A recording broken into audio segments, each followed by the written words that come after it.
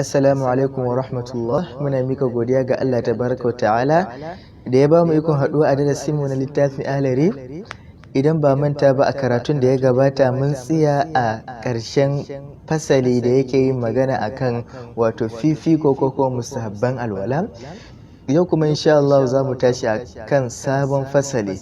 Malam yake cewa faslun nawaqidul wudu, fasali da yake yin magana akan wato ababen da suke warware alwala. Wasu abubuwa ne idan ya faru ga mutum alwalarsa sun warware, ko kuma mu ce alwalarsa ya karye. Menene? Malam yace ahadasun, akwai hadasi. Hadasi idan aka ce hadasi shine kari. A lokacin da kari ya faru a jikin mutum alwalarsa sai karye. Sannan akwai asbabun, akwai sabubuka. Sababi, shi sababi abu ne idan ya faru a dalilinsa sai kuma ya karya mutum alwala, wanda duk zamu zo mu yi magana ɗaya bayan ɗaya in Allah ya yarda. Malam yake cewa fal ahdasu, abinda ake nufi da hadasuka shine wato kari. Albaulu, akwai fitsari. Wal gha'id, akwai bayi. Wal rih, akwai iska. Sannan kuma wal maziyu, akwai mazi.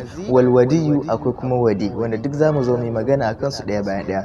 Akwai hadisi da Imam Bukhari ya rawaito cewa Annabi sallallahu alaihi wasallam yake cewa la yaqbalu Allahu salata ahadikum idza ahadasa hatta yatawadda. Annabi yake cewa lalle fa Allah madaukaki baya karban sallar ɗaya daga cikin ku a yayin da ya hadasi har fa sai in yayi alwala. Kun ga ashe hadasi idan ya faru a jikin mutum yana karya mutum alwalarsa. An gane? Sai kuma me na gaba? Wal asbab, akwai sababi. Shi sababi abu ne idan ya faru a dalilin faruwarsa sai ya karya mutum alwala. Kamar su me? Sai malam ya ce annau mustaqil, akwai bacci mai nauyi. A duk lokacin da mutum ya kwanta bacci, idan baccin nan yana waya, to idan ya farka zai yi sabon alwala kafin ya yi sallah. Sabanin hadisi da aka rawaito, sahabban Annabi sallallahu alaihi wasallam sun kasance, hadisin Anas ne, sun kasance za su fito sallah. Idan suka fito sallah, misali sallar isha'i, wata ran Annabi zai jinkirta, baya gabatar da sallar isha'i da wuri, wanda shi ma akwai dalil da ya kawo haka. Insha Allah duk zamu yi magana cikin karatuttukan mu. Annabi wato sahabbai za su zauna suna jira har wasunsu su yi gengedi, har wasunsu ma su yi bacci. Annabi fitowansa ke da wuya, sai a ce sahu kuma sai su jeru su yi sallah ba tare da sun yi sabon alwala ba. Saboda me? Wannan baccin nan da suka yi bashi da nauyi. Idan da bacci mai nauyi ne za su sabanta alwala kafin su yi sallah. Malamai suka ce duk lokacin da mutum ya yi bacci ya kasa fahimtar hayaniya da yake wakana a kusa da shi, to baccinsa mai nauyi ne.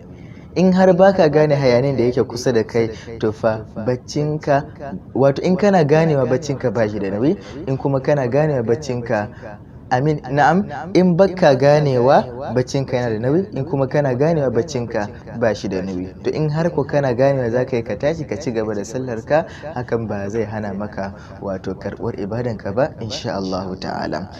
Na farko kenan bacci mai nauyi. Na biyu al-ighmam, akwai wato farfadiya. Mutum yana da farfadiya sai ya faɗi bayan ya kammala alwala, to idan ya farka zai yi sabon alwala. Sabida shi mai farfadiya abubuwa da yawa sukan fita a jikinsa wanda shi kansa ma bai sani ba. Abu ne wanda yake gano ne, ma mafiya yawanci mu mun sani masu farfadiya sukan fidda wasu abubuwa da yawa a jikinsu. To duk wanda ya farka daga farfadiya zai sabanta alwala. Hakanan wasukuru, maye yana karya alwala. Duk mutumin da ya yi alwala sai ya ɗauki kayan maye ya sha, to ya sani alwalarsa ta karye. An gane? Na farko ma tukunna, in ma giya ne, giya ma kanta ai mun yi magana karatu mana baya, muka ce yana daga cikin najasa. Duk wani abin da yake haramun ne, amfani da shi ma haramun ne.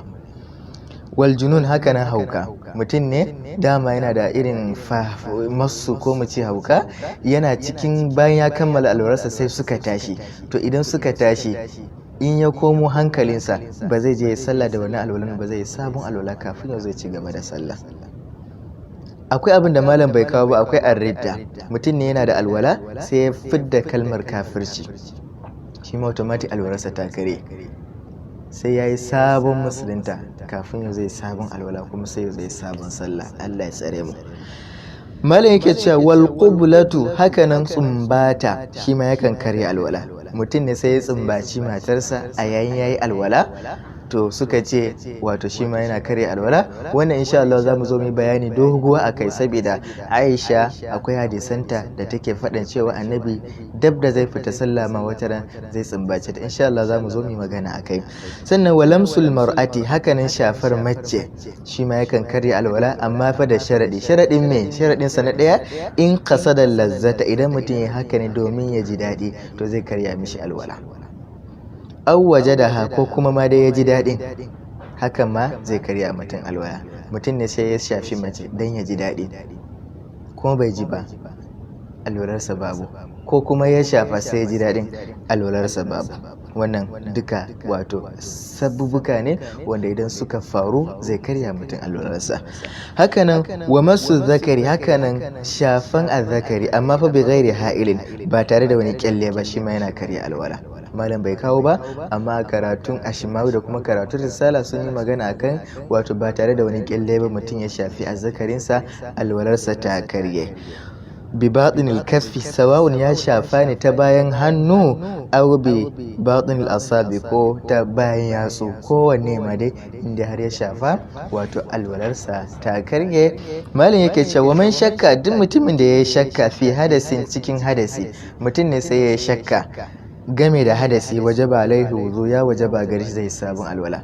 Mutum ne sai da ya zo yi alwala, zai je ya sallah, sai ya tuna cewa fa shi fa kamar yayi iska ko kuma kamar yayi fitsari ɗazu bai tsarkaku ba, sai ya shakka.